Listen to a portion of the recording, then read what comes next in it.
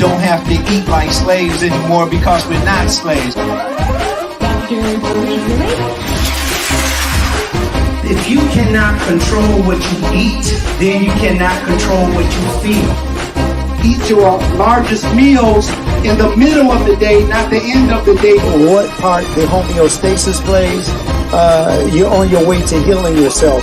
The homeostasis is the internal environment where your body is at its ultimate functionality for healing. Just keep in mind that everything that is happening to you is happening for you.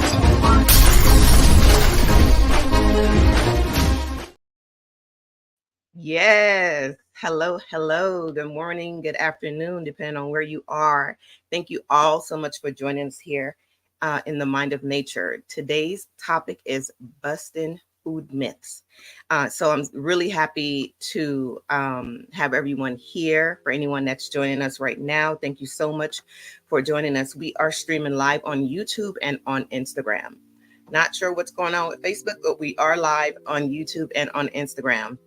So thank you all so much for joining us today. If you haven't already, please share the live out. Let's share, but let's say about 5 people. If we can all share with about 5 people, then we can get people in so they can be a part of the conversation. I already know this one's going to be a great topic. So thank you all so much for joining us here. Share the live. And if you have not already, please subscribe to the YouTube channel. It's Dr. Farid Zarif. If you're on Instagram listening in and you would like to watch on YouTube, you can click on Dr. Zarif's Instagram stories, and there is a link that will take you right over to the YouTube channel if you'd like to watch on YouTube. All right. So with no further ado, I would like to introduce you to Dr. Farid Zarif. If you can join us here on stage. There you are. Fantastic. Hello. How are you doing this morning? I am doing wonderful. I'm doing wonderful. How about yourself? Feeling great today. We got to get right into it because the time just flies by so fast. It sure does. It really does. We're expecting to have a Michael Carlisle along with we have Andre Brown. We might have the fortunate experience of them being on the show today. But we're going to go ahead and keep going because we don't know exactly what time they're going to come through from Detroit. So no worries about that. Let's really get into this whole conversation about the busting food myths. One of the things that I just want to kind of set the stage for this today and every time we get together, that I just want to make this little statement about our purpose is to help to enlighten or to share the knowledge of nutritional science, as we are, and we have proven that we are definitely nutritional illiterate. We don't and haven't learned enough about nutrition to really feel confident in it, and we have been just pretty much entertained by and with food to the point that we're not really looking at the seriousness of food, when we eat it, what we eat, and how much of that do we eat. Right. These are some of the things that have over all this time, if you have children or you yourself, the things that we've been eating. And then when we hear something about how we should take care of ourselves, we negate it because we've been programmed to think that way, that you're not important enough to take out time to choose the foods and the drinks to take care of yourself. Okay. I see you have something, Carolyn. Looked like you were going to say something. Well, no, I was going to say absolutely. I agree with that. As far as not having the knowledge with nutrition, I remember when you talked about you did I think it was on TikTok, and you did it on on Instagram where Snoop Dogg was doing a promotion with, I think it was Jack in the Box. And it was kind of like you almost have to make it, I don't know, elementary or comical in a way, or there has to be like novelty for them to be able to bring food or present food to the Black community. So I remember you were talking about that and how you have to have celebrity involved. And it's just like I don't know, it's just like a plot almost to have us entertainment. Right. To where we're not eating healthy. Yeah.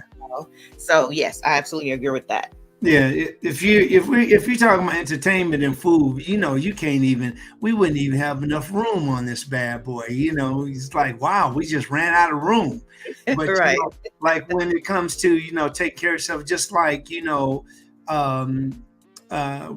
have Brother Michael and Brother Dre.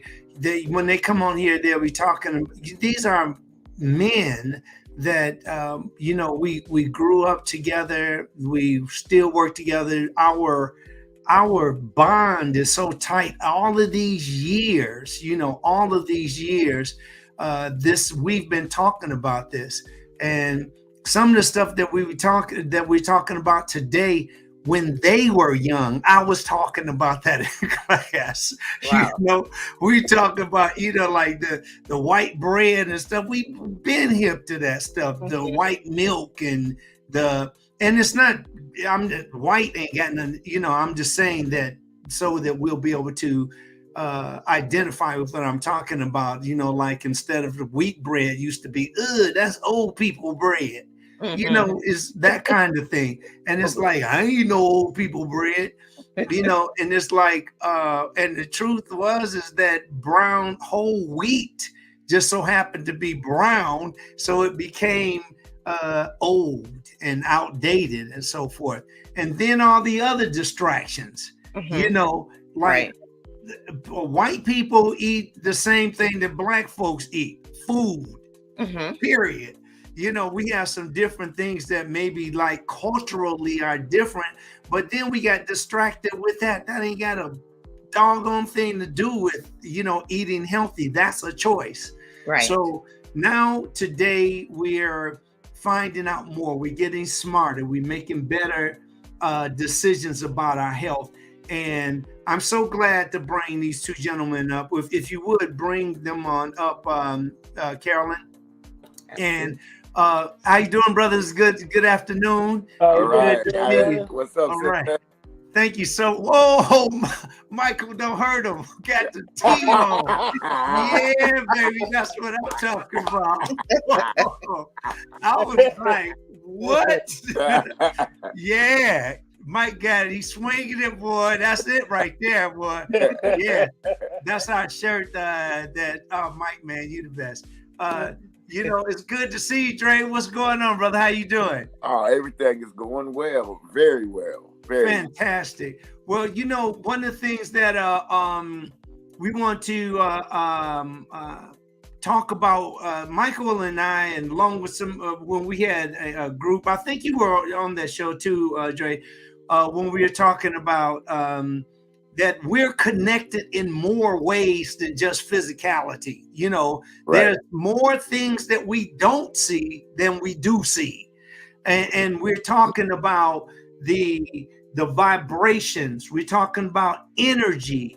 We're talking about something that is there working that we don't connect with because we don't have infrared sight.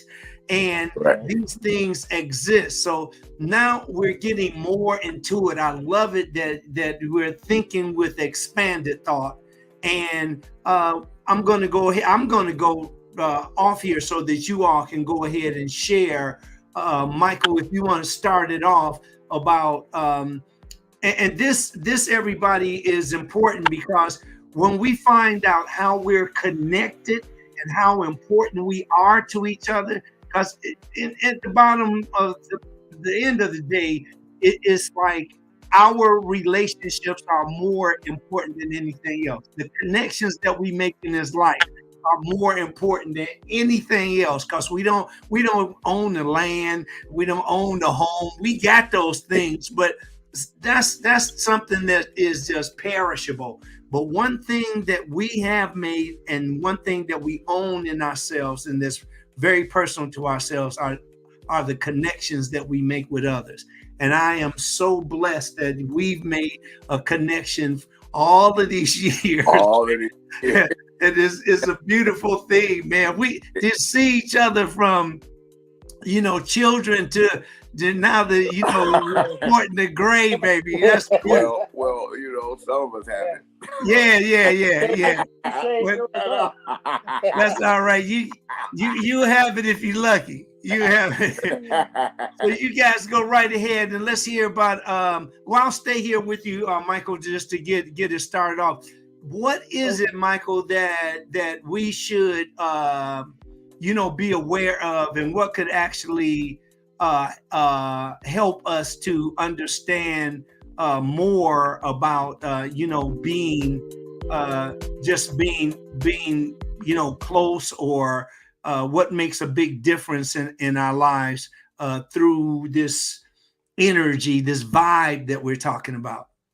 Okay, so what we're learning is that there are sound frequencies that are good for us, and there are sound frequencies that are bad for us.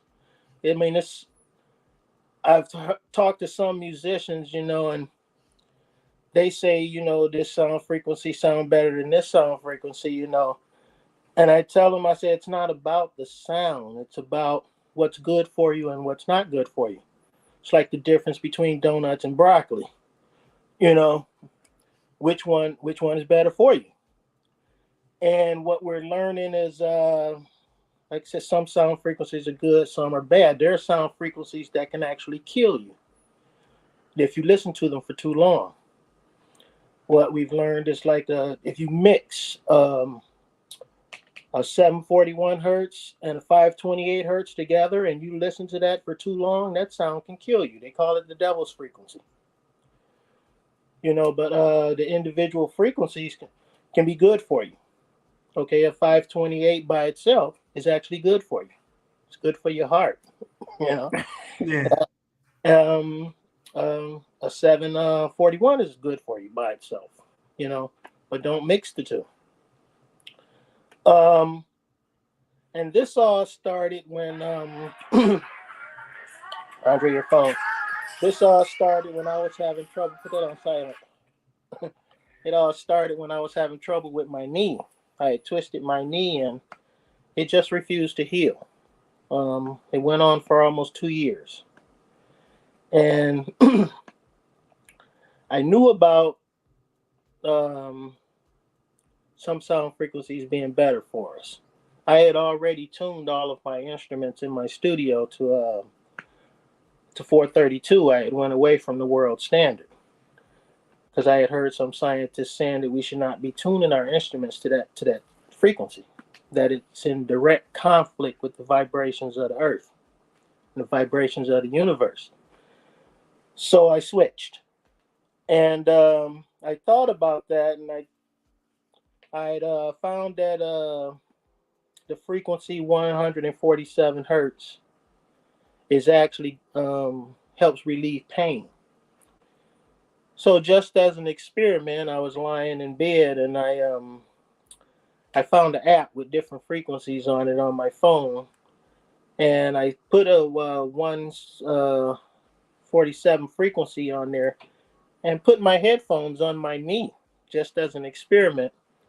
And I let that frequency play on my knee for 20 minutes. And I took it off and I had no pain in my knee for 2 days. So I decided to go deeper into it. And I went out and purchased an entire kit with all 9 solfeggio frequencies on it, with 9 different tuning forks. And so I used the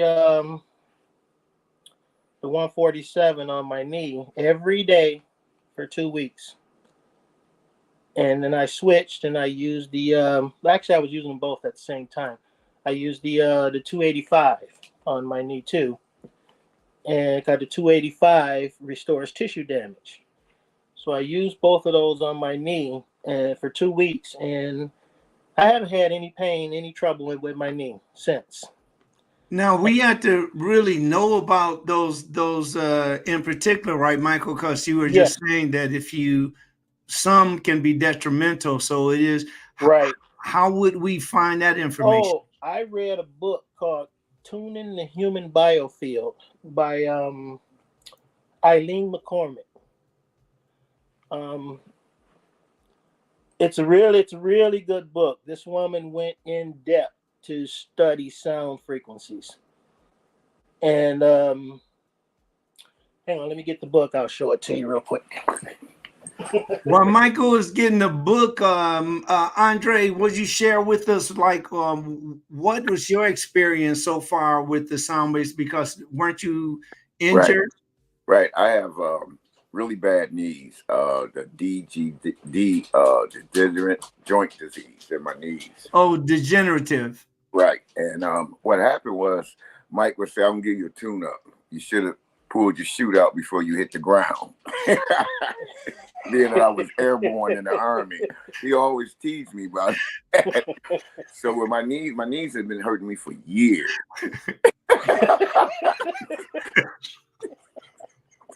That is hilarious. I'm still thinking about you not having to shoot out. That's funny, man. I said McCormick is Eileen McCusick. Okay. The book is called "Tuning the Human Biofield." Really good book. It goes in depth about it. That's awesome. And she teaches step by step how she did things, And so Andre, when I was on the show talking about the last time, Andre said that he needed to try that.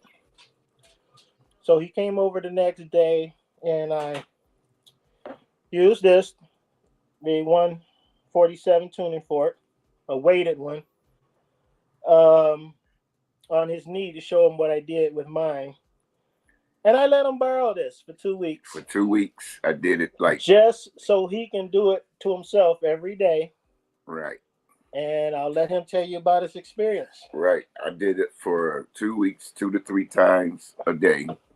And it was remarkably. The first time he did it, it felt like I could kick again. But he said, "Don't do that. It's way too early. Just wait till after 2 weeks." So I did it for 2 weeks, and being that I'm on my feet all the time working, that the pain gradually left. And as cold as it is outside today, I have no knee pain in the cold. My knees still pop, but it's no pain, no aching pain at all. Well, let me just interrupt you just for a second. Ladies and gentlemen, both of these gentlemen are black belts. Both of these gentlemen have taken years of practice, and that's why you hear the very first thing that Dre did after his interest, and you also heard Michael talk about the knees. And of course, the first thing they're thinking about when they get well, they kick and go back to kicking. So that's why you hear them saying kicking. Both of them are, black belts. These are some dangerous fellas right here. And the very first thing that they'll think about, of course, is that defense thing. So I just wanted to share that. Yeah, I'm telling you, after 2 weeks of it, it feels good. I haven't had that pain that shoots up to my hips or down to my ankles anymore when I get up. Like I said, they still pop a little bit, but there's no pain there. And it's amazing. It is amazing. And I'm walking better. I don't have much back pain until I strained my back the other week, but that's a different story. But we're working on that now with the tuning. Wow, that's beautiful. Michael, what do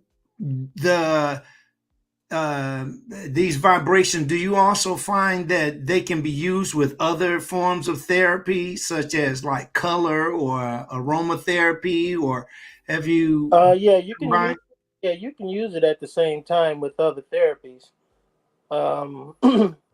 I like to use the sound therapy with just plain meditation too. Um, and I don't know what it is. You know, doctors are saying water can be programmed and things like that. That you can program your water to do what you want.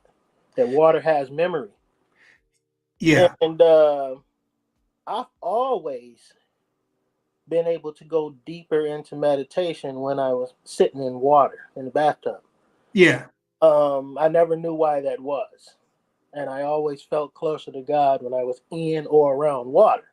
Yeah, me too. You know, so Yeah. I never knew why. But now I understand, you know, water has memory. Um, and you can program water to do things, which I didn't know. And isn't this is really, I love this conversation because it really opens our minds to something more than what we grew up with. You know, it's just like Right. we were never taught this. It's like if you say this to somebody before, they're like, man, please. Yeah. And now sounds it's, crazy. go ahead, Michael. Yeah, I said, yeah, it sounds crazy. Oh yeah. But you know, you can take an unweighted tuning fork, you know, and tune your water, you know, and that water will remember that vibration, that sound frequency, you know, and you drink that sound. This is a sound frequency to relieve pain. Oh, and you can drink that water, and it'll do the same as this tuning fork right. after you tune the water. Oh, I see. I never knew that, but that's what scientists are saying now. You know, this is what's also important. Is I'm glad that we're talking about this because some people, you know, when it comes to science nowadays, people just like opinion. You know, it's just like Right. they, you know, science means showing evidence, and this is like, you know, you're showing the evidence of things that and how they work. So that's really helpful. Right. Another thing is that science can't explain everything. That's you know, we have just so many things happen. It's like, how in the world does that happen? So we got brothers and sisters that say that no, I believe this, I believe that. Sometimes it's in the form of hoodoo and voodoo and black magic, and you know, it goes on, right? But the thing about it is that, and before even myself, I was like, man, if you don't get out of here with that, what happens is that we grow if we remain flexible and open to other things other than you know, you got to eat this food or drink this drink, and you got to exercise. There's so much more to nutrition than just eating, drinking, and exercise. So I'm just really before we get out of here, let's talk about, Michael, the way that people can actually get started if they wanted to get, you know, like start healing themselves. Is it a place? Where do they get a tuning fork? Are there other ways to get the vibration? I ordered my tuning forks right off Amazon. You can order an entire kit. You want the solfeggio frequencies, the original ones that has the 174, the 285, 396, 417, 528. You know, when you start recognizing those numbers, you know you got the right kit. Okay, they got a whole bunch of other frequencies on there, but most people who study this are saying that these are the frequencies that work best. So they come in a kit?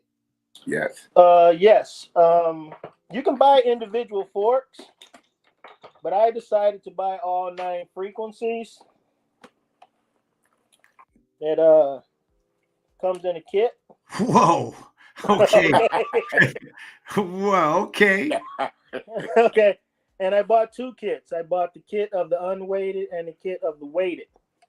Now, what they're saying is the weighted tuning forks you put on the body, the area that you're trying to heal. Yeah. And unweighted ones you use in the energy field around the body. Ah, that's beautiful. I love it. I didn't know it had a whole kit. So like if something goes down at the crib, if you talk and having a conversation with maybe the kids getting out of control, you can say, baby, give me a 340.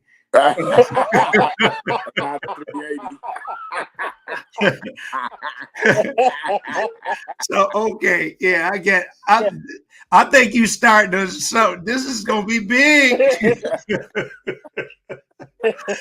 That's great. Well, brothers, go ahead, Michael. Another thing that I was there, it's like I go on YouTube sometime and people have music that they recorded that's at healing frequencies, and the music is always soft and mellow music.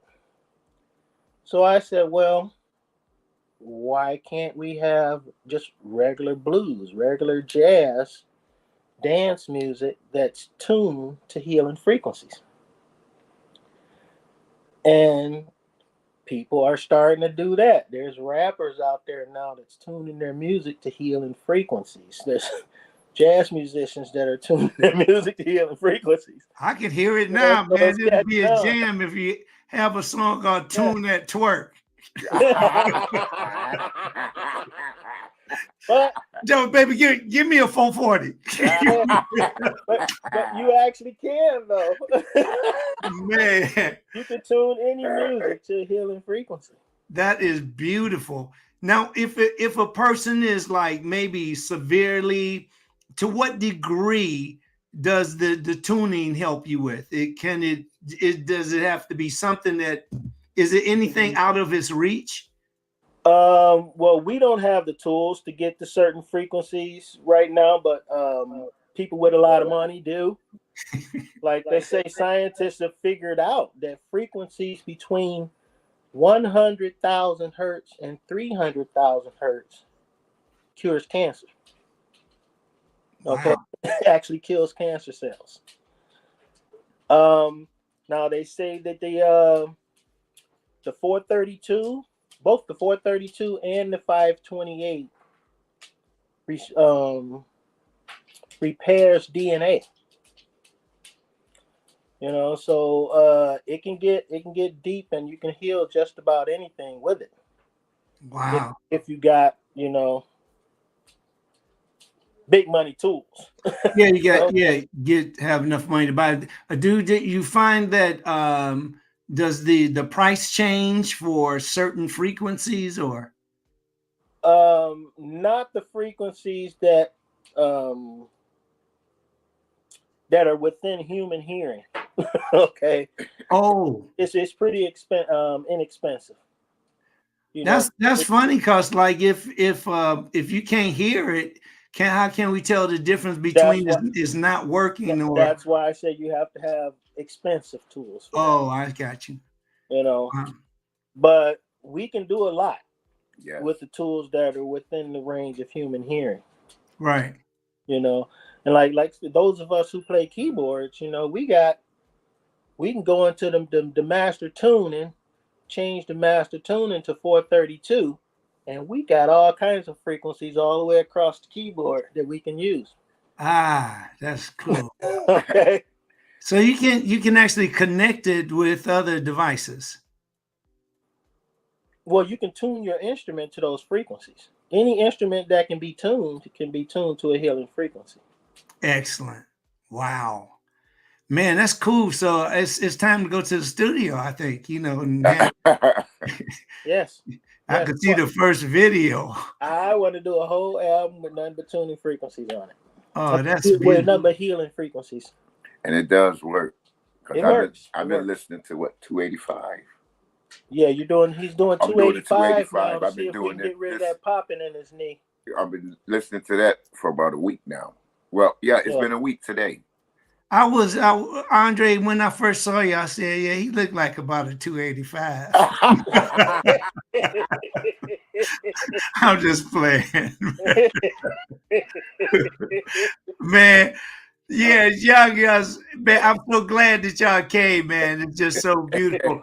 Please keep us in tune no Right. pun intended, Right. with as things develop.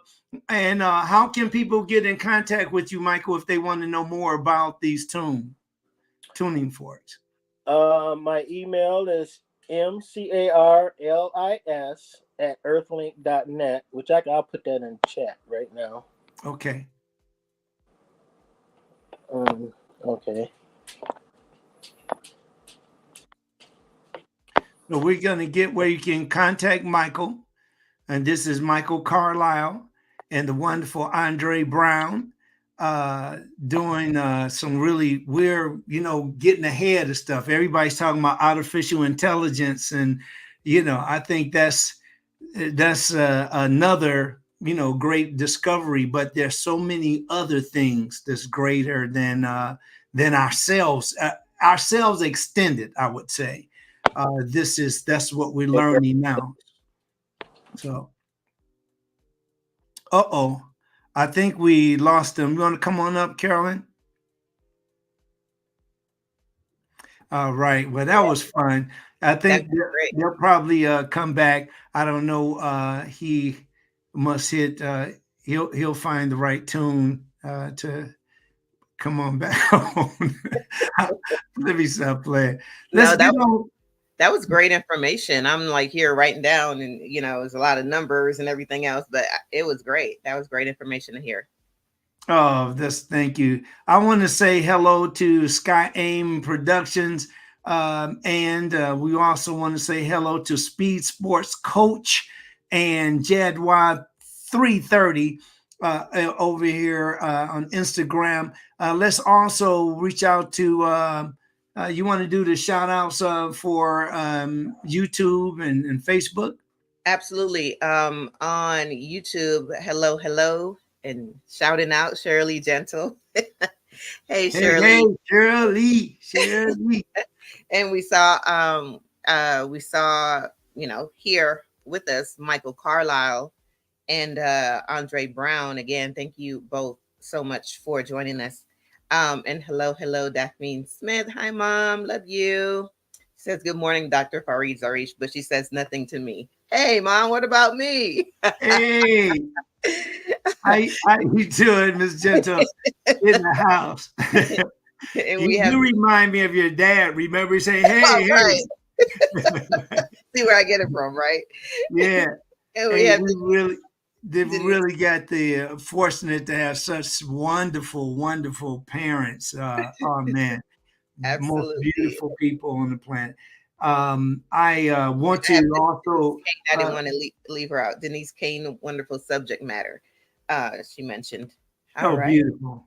This is great. I'm so glad again. Thank you for our guest. We want to go ahead and get into this right fast, so we'll get some of the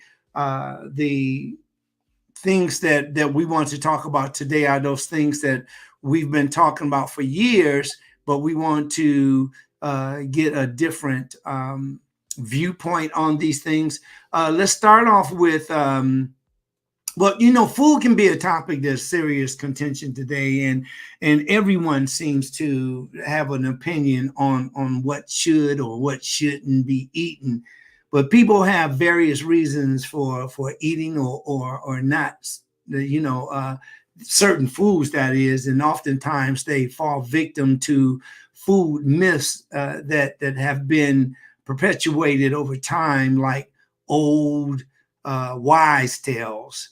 We sat down with, or we've, through life, we've learned from our parents, or we learned from friends, or we learned from elders, and we hear these different things, and we might have a few questions, but we end up perhaps spreading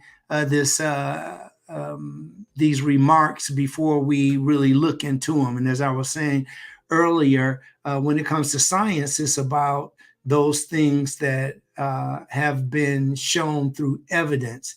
So let's start off with one. I'll start with a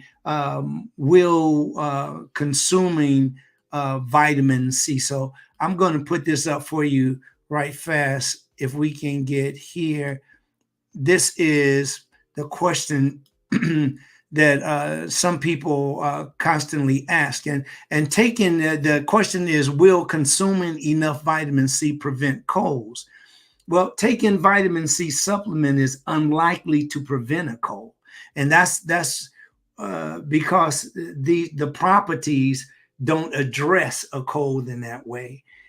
It may, however, make a cold less severe, and it may abbreviate or shorten its duration. But the research suggests that it's limited. So vitamin C is also known to augment other properties in other supplements, but not to be to work by itself. It works in conjunction with other supplements and other nutrients. Vitamin C is an essential nutrient in the human diet, but instead of supplements, we should choose vitamin C rich foods such as peppers and citrus fruits and dark green leafy vegetables, broccoli, strawberries, and most of the all the other fruit is a good source of vitamin C. So keep that in mind, that vitamin C does not cure a cold, but it can abbreviate it, and it can also help the against the onset of a cold. The next question is, let me see here. Are egg whites better than egg yolks? Well, we've seen that a lot on TV. You go to Trader Joe's and these other places, and you'll have people that are egg whites better than egg yolks. Well, the research comparing egg whites to whole eggs consistently shows that egg whites are the preferred option as opposed to the yellow or the egg yolk, as their consumption does not raise the LDL. Now, the LDL is just another, it's the low density lipoprotein, and it's also called the bad cholesterol. Now, and the bad cholesterol, which is a risk factor for cardiovascular diseases, and is something that we see in whole egg consumption. Now, this is likely because the yolk is where the cholesterol and unhealthy fats are. So the yolk has all of the cholesterol, or most of the cholesterol, in that egg, and the unhealthy fats. And the unhealthy fats are the saturated fats, the kind that will clog up your vascular system. And that's the difference. Egg whites it has a slight effect, but egg yolks has an intenser effect. And you'll often hear that egg yolks also contain a variety of good nutrients, such as vitamin D, choline, and a pigment called lutein. But this is quite misleading.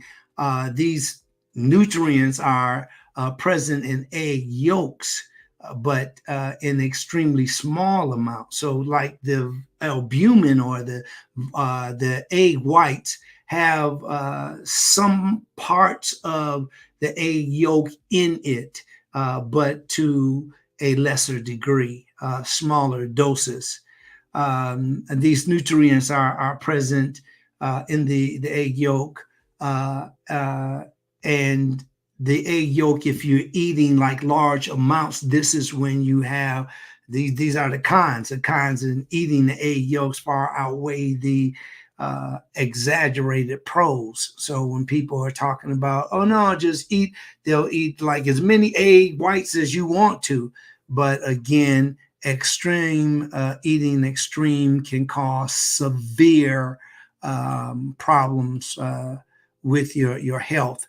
The next question is a vegetarian/vegan diet more beneficial to your health than Now, this is like if you're omnivore or omnivorous diet, that's what another way to describe what we and how we eat today.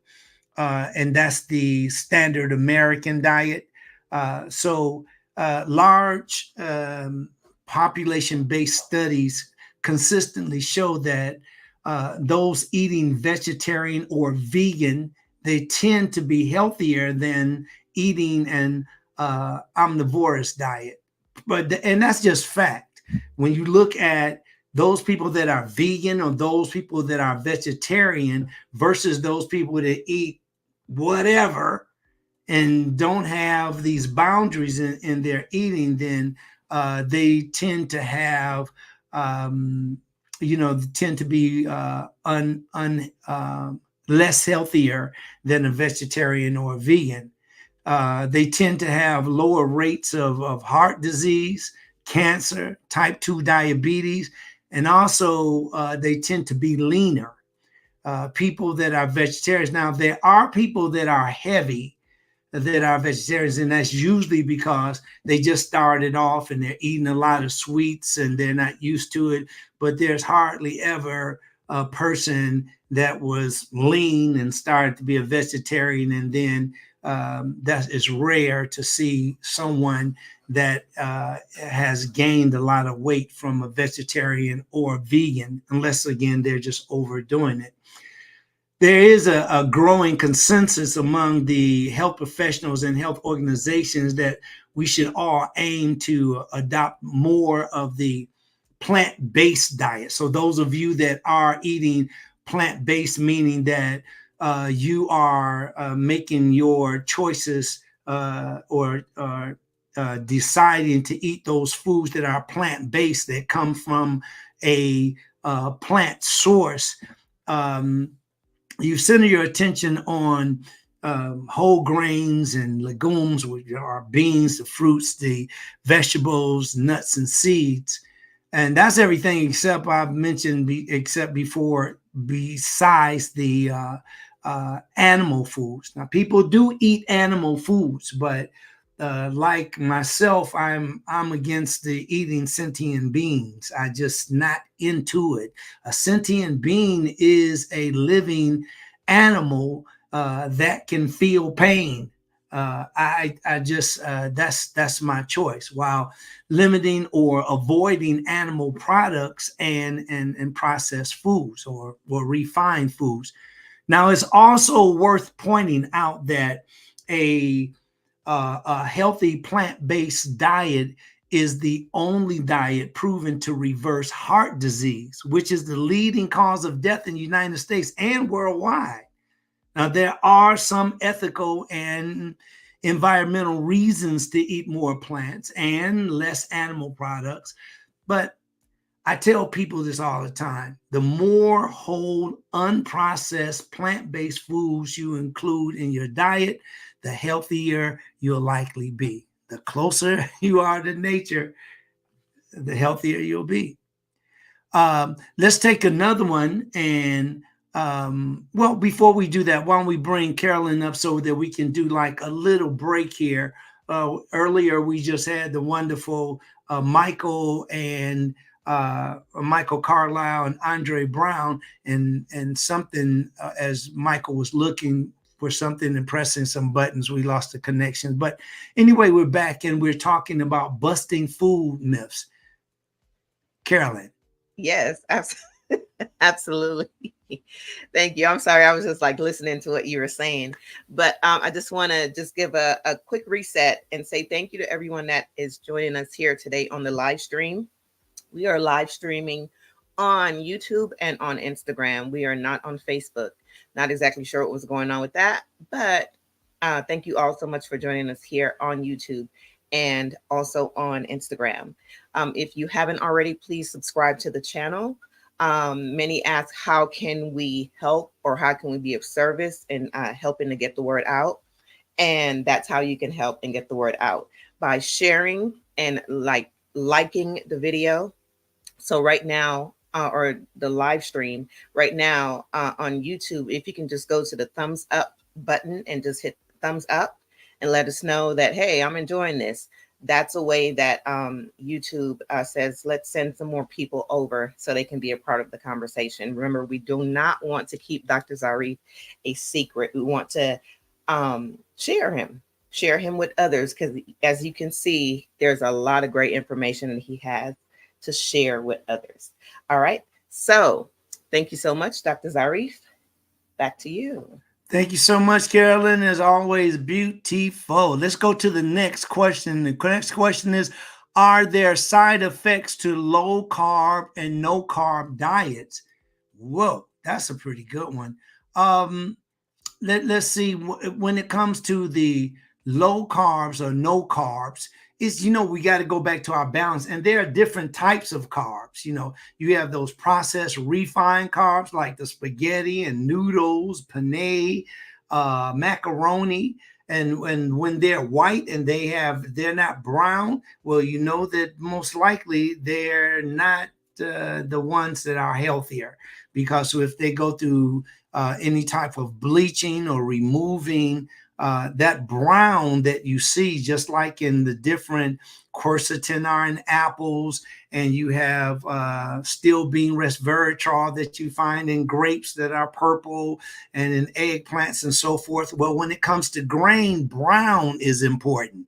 That color, when you remove the color from these foods, you're also removing the nutrients. We got to get that. So make sure you write that one down. The question is, are there side effects in the low carbs and no carb diets? Well, the low carbohydrate diets are popular for weight loss. And although these diets do lead to rapid short-term weight loss, which is mostly water weight, the research suggests that they are no better than other weight loss diets over long term. So when you start off and you do this, after your body reaches a plateau or gets used to that type of eating, it stagnates or it slows down the effect. So it's not like you keep eating these low carb to no carb diets and you stay on these for a long amount of time. These are temporary effects on weight for as far as weight loss, and that most people following a low carb diet gain the weight back over time. And it's like usually when a person goes on a diet and then they know that I can lose weight with this, instead of them sticking with it or balance the rest of their eating lifestyle out, what they do is they come back with a vengeance and overdo it. So if they started from 304 pounds and then they got it down to 250 and they say, oh, this is working. Well, instead of them continuing for that, or they getting down, even though they get lower, what they'll do is they'll go back, they'll binge, they'll overdo it, and then they'll be larger than they were before they started, saying and believing to themselves, I got this under control. I can control this. I can lose weight anytime. Have you ever heard that before? When a person says that, it's like, oh, I got that. I lost 13.5 pounds a week, and those kinds of things. And then they end up facing these challenges again. In other words, your low carb diets may lead to some perceived short-term benefits, but they are at the expense of our long-term or overall health. And that's super, super important. I wanted to let me make sure I ask everybody's questions. Well, here's the one right here. Can apple cider vinegar lower your blood sugar? Now, we always talk a little bit about the glucose, or what is, our blood sugar. Is so important, because like when we have too much of this blood, too much glucose, or we have high blood sugar counts, it can be really that can be really difficult on the body.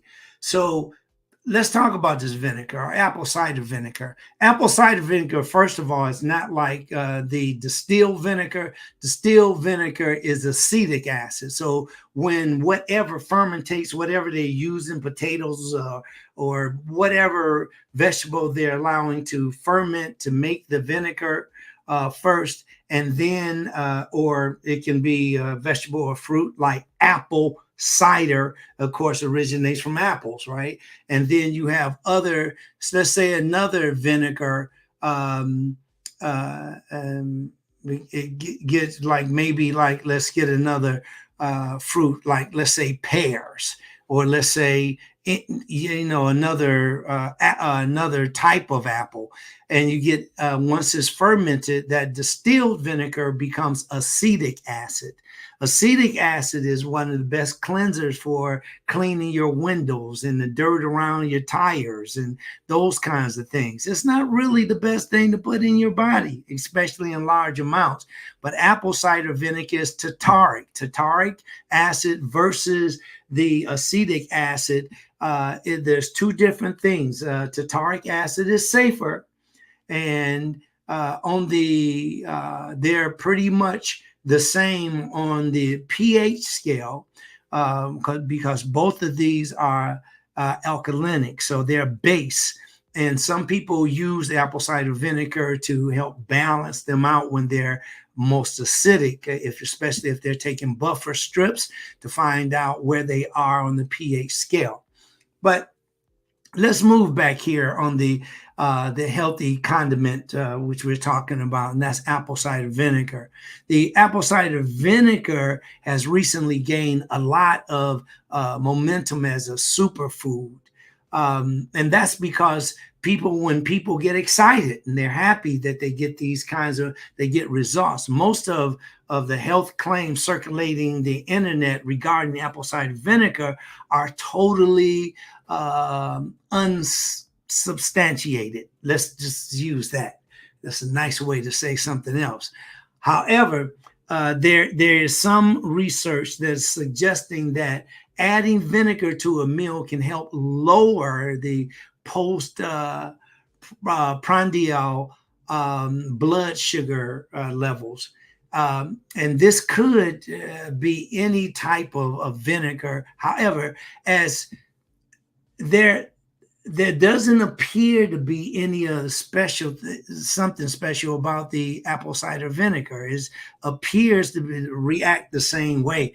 And those of you that are in science, it's like you take, for instance, like sodium bicarbonate, and you take the sodium bicarbonate and you mix the apple cider vinegar with the tartaric acid, or you take this acetic acid, which is from the distilled vinegar, and they both react the same. Okay, you'll have that big sizzle, right? And that's how the body reacts to these vinegars. But if you actually if you cook with more vinegar, it may have some health benefits, but it is not the magic bullet or panacea or cure-all. So keep that in mind. That's the tendency. We usually rush to that conclusion when something seems to work for us, and it's understandable. Here's another really good one. It's like we've heard that fruit and veggies are less nutritious than fresh ones. So when it comes to fruit and vegetables, people they often ask me which is healthier, the fresh or the frozen or even the raw. Well, fresh and raw can be one of the same, but they will ask like fresh or frozen, the cooked or the raw. Those comparisons. The best answer is whichever way that you eat them. So you can eat the fresh or the frozen, the cooked and the raw. Now, some people will say, no, when you cook the food, you're killing the enzymes, and therefore there are no enzymes or there are no nutrients in the food. Well, that's partially true if you cook at real high heat. That's real, like for instance, restaurant foods, the ones that cook with the high heat. But raw and cooked foods, you can cook vegetables, and look how many people cook vegetables to make soups and stews, and they make different types of breads, and they make different types of casseroles using fruit, and some using vegetables like apples and so forth. So it's very important to know that's a myth that if you cook these foods, then they have nothing in them. There are some foods that will activate their nutrient value, will be activated by cooking them. Number one would be legumes, beans. You don't eat beans that crunch like you're eating some nuts or something. When you're eating the beans, you're eating beans that have been soaked and that have been cooked. Now, there are a few nutrients that are inactivated when frozen, and some nutrients that are destroyed when they're cooked. But these details pale in comparison to the numerous health benefits obtained by simply eating more fruits and vegetables, period. So don't get caught up in that stuff, that minutia of, no, I'm not doing this, and I heard this, and this is synthetic, and this is chemical, and all those things are distractions, because they're pieces of the facts. They're pieces of the evidence. I'm going to read one more here, and this is a real good one. Are several small meals better than 3 large ones? And this is really huge because, I'm the founder of rhythmic ingestion. And rhythmic ingestion simply are those foods that we eat in rhythm with our lifestyle. Okay, that's in short. Now, the question here is, are several small meals, which I advocate, better than 3 large meals? Now, when it comes to health, we eat as far more what we eat. I'm going to say it like this, that when it comes to food, the way that we're taught is that what we eat is far more important than when we eat or how much we eat. And that's just not true. It's just not true. And there are piles of information, studies, tests that prove that what I'm sharing with you right now is simply true. But when you read some of the information, it'll read that what we eat is far more important than how often we eat. And that is partially true. The what we eat in frequency, how frequently we eat, is more important than waiting. And more people do this, especially with some of that the new ways of intermittent fasting, and see how long you can go. The longer you go without food, and then you just eat a little bit to get through the day. And people are starving themselves. And when I say starving, I mean they're depriving themselves of what? Nutrients. Whenever you deprive yourself of nutrients, you're doing what? Yes, that's called malnourishment. You are malnourishing yourself. You're not getting enough nutrients. Okay. So whether we eat 6 small meals or 2 larger meals or 3 large meals altogether, we will get food and we will live like that. Now, how it affects you systemically, which means your defecation, urination, perspiration, your salivation, your expectoration, all of those things means that these are processes during our metabolism that we experience on a daily basis. And yes, it is important. Look up the rhythmic ingestion. Look that up, rhythmic ingestion, and you'll see my name there. It is, you can Google it. This is more important. Find out, be in harmony with the way that you're living. If you're moving about fast here and there and getting a lot of things done, and you're waiting 4, 5, 6 hours before you eat, you can simply change that by eating more frequently, every 2, no more than 3 hours. Ensure that you have the energy, the food, and also the satiety, being satisfied with the food that you eat instead of waiting until you famish. And then that is the recipe for overeating it. I want to do one more, and then we're going to let you get out of here. Does eating at night cause weight gain? Now, I know you can answer that. Give me some answers on that. And the question is, does eating at night cause weight gain? What do you think? I'll read yours. Oh, we got James Norman in the house. Yay. Great to see you, brother, all the time.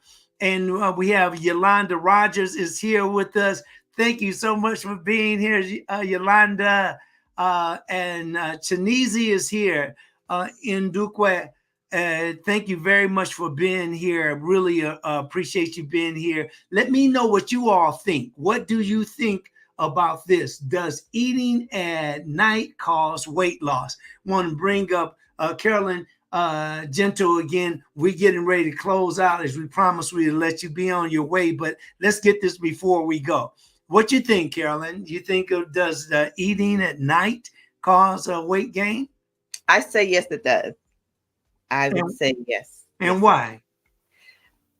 Because you are taking all that food with you, and you're not moving. You're going to sleep, and you're laying there, and there's no movement, so it just stays there. Very good. Okay. That's awesome, and that's the reason. Oh, and let me see here. James Norman says the body can't digest and repair at the same time. So that is part of metabolism. He's actually right about that, because when we're digesting, we're in parasympathetic nervous system mode. Yes. So our body is constantly changing all the time. And one of the things that to what you just said, Carolyn, when we eat this food and we have all of this energy, when we have all this energy and then we say, I think I want to go to bed, and that's like about maybe an hour, 2 hours after you've eaten, then we're taking all that energy to bed. And that's why we have there's so many people, over 25 million people that experience insomnia. And then we have parasomnia. This is when we can't sleep, or we have some kind of sleep interruption. So you're absolutely right. And those of you that said, yes, you are definitely right. The body does, as James Norman has wonderfully said, the body does repair. The mode of repair is called anabolism. Anabolism is mostly done while we're asleep. And then we have catabolism, which is done while we're awake. That's the breaking down the foods or the fuel, and that fuel then is converted to energy. Woo! I'm hot. I'm on fire. Drop the mic. Yeah. Boom. It's like, look, thank you very much, everybody, for being here. I think it's a lot of things that we wanted to cover. I got to cover this for you. So get ready to write this stuff down, because I wanted to, there's a big thing that's happening today in the supermarkets. They're doing it to us with forcing us, like, if you want to buy organic, you pay a couple of more dollars, and that's fine. But if we dealing with, according to the Environmental Working Group, and that's a nonprofit group that analyzes the results of government pesticide testing in the United States. I'm going to just name a couple of the fruits and vegetables that have the highest pesticide levels. So are they're the best way to get these are to buy them organically. But these are just some of the foods that are the highest in pesticides, and I have them like in a crodominant, meaning the ones with the most first all the way to the last. Here we go. These are the highest pesticide levels in these particular foods. Apples, sweet bell peppers. That's the colorful ones, that little yellow, green, orange, so forth. Cucumbers, celery, potatoes, grapes, cherry tomatoes, kale and collard greens, summer squash, nectarines imported, peaches, spinach, strawberries, and hot peppers. So this is really important, because now you know the vegetables and the fruits, that these are the vegetables and fruits that the farmers use the most chemicals on, the most pesticides. Now, I'm going to also give you what are known as the clean 15. These are conventionally, you have the conventional and you have organic. Conventionally grown fruits and vegetables are generally low in pesticides. And these are the ones that's low. They have pesticides, but they're low. Here we go. Asparagus, avocado, mushrooms, cabbage, sweet corn, eggplant, kiwi, mango, onions, papaya, pineapple, sweet peas. Makes me think about Chantel, sweet pea. Sweet peas, sweet potatoes, grapefruit, and cantaloupe. A shout out to Sweet Pea. She's usually on Instagram, so a shout out to Sweet Pea. So these are, everybody got it? These are the fruits and vegetables that are low. Now, I would say, these are also the ones that you don't have to dish out all this extra money, because they're the conventional is equivalent to the organic. Now, lastly, if you buy organic meat or your eggs and dairy, if you can afford these things, I suggest very much that you do, because in the United States, industrially raised animals may be fed corn, they may be fed grains and antibiotics. Most of the antibiotics that are produced in America are given to animals, not people. And then we eat those animals that eat the antibiotics. The industrially raised animals may be fed also animal byproducts. The animals are being fed animal byproducts. Then there's growth hormones, there's pesticides, and the thing that we don't talk about enough is sewage sludge.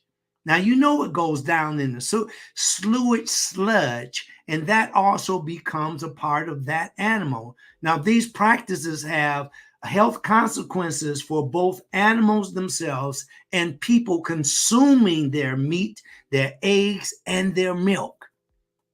So these are just some of the things. I can go over it and over it, but I am going to bring Carolyn on up here. Thank you, everybody, for tuning in. This is great. Michael Carlisle, I don't know how we lost the connection, but we did. Thank you, man, for being here. We also noticed that I kept saying 147 hertz, but I should have been saying 174 hertz for pain. Thank you very much for making that correction. Thank you for bringing it to our attention. No problem. That's how we grow. And thank you for sharing that, Michael. Let me see. Just leave your information in the comments too, so people can get in contact with you. A lot of people complimented the Denise Kane, for one, with a really, really wonderful compliment about how great the subject. She enjoyed it. Yolanda, not to mention no seeds. Right. Yeah, no seeds. There's a lot of things that are happening with food. Look, there's one thing that you can get used to for sure, and I didn't go over it tonight, but GOMs, or the genetically modified foods. I didn't go over that, but I'll do that, excuse me, on another day. But we need to talk about why organic foods are often more expensive, and we need to talk about some other natural fertilizers and on and on. But don't be afraid to get out there, learn out more information. There's so much more to this. We'll do part 2 next week. Okay. All right. Carolyn, we're doing really great here. You want to share? Thank you very much, everybody, for coming in. Everybody over here on Instagram. Jeff McCollum, S. McCollum, thank you for being here. Filled with Wonders 03 is here. Thank you so much. Anita Faye Wilson is here. Thank you so much. And then we have Eva Zubor is here, along with Plantastic Beginners, Speed Sport Coach, and Edwa. Plantastic Beginners, I've been meaning to say your name for the longest, but thank you for being here. Everybody, go right ahead, Carolyn. Thank you so much. I appreciate that, Dr. Zarif. I just wanted to highlight one comment here from James Norman. Said, I tried the low carb diet many years ago. You can lose weight, but it's not sustainable or healthy for the long term. So I just wanted to share that. Thank you so much for sharing that, James Norman. So yeah, great information. I can see why you have to do a part 2 to it, because it's a lot of information and people think one way, but it's actually the other. And I'm glad that you broke down the difference between the apple cider vinegar and then the still white vinegar, because some people do think it's the same. They can use it in the same way, but obviously you cannot. So right. One is unsafe and one is safer. Absolutely. Mm-hmm. So thank you to everyone that joined us here. If you have not subscribed to the YouTube channel is Dr. Farid Zarif. If you are viewing the live right now on Instagram, you can go to the stories in Dr. Zarif's stories, and you can click on the link in the stories, and that will bring you over to the YouTube channel. And you can subscribe there as well. Again, always thank you all so much for joining, for sharing, for commenting, and just being a part of the conversation. That is what it's all about. And just remember, here in the Mind of Nature, our mission is to bring awareness, listen to your feedback. And now it is time for you to take action. Thank you all so much for joining us. And remember, the closer you are to nature, the healthier you will be. Dr. Zarif. Thank you very much, everybody. We want to thank everybody for being here. We're going to see you next week, and we're going to stay in contact with Michael Carlisle and Andre Brown, so they give us more information about these vibes. I'm loving this. Did you know that you are more than what we see? I love that, so all of us are greater than what we see. We are not just our clothes and our body. We're much more than that, and we're really connected to more. That's why it's important. That's why we do this stuff, so that you'll eat better, take care of your vessel better. Don't be praising God all day in church and then come out and throw everything in your mouth, everything that you see, and just say, hey, forget this body. It's all a part of the great plan, your purpose. You're doing what you're here to do. Understand that. Thank you, Denise Kane, for having a blessed day to all. And thank you for all of you that are here. I really love that you come. And lastly, pass the word. Just like Kara was saying, pass the word. Tell people that this dude is crazy, man. He talk about stuff. I can't eat this, I can't eat. Tell them that. Tell them. We'll wait for them, because we're here to help you. We're not here to hurt you. We have people like We have Nurse Cheryl Lee, gentle, smart, one of the smartest RNs that you'll ever have around, you know, to back us up if we get in any sweating. You know, she can come on. But we have other people too that are just super, super important. We have doctors and other health professionals that frequent our page and this wonderful presentation. And love you all. Peace and love. And we'll see you next week. Peace.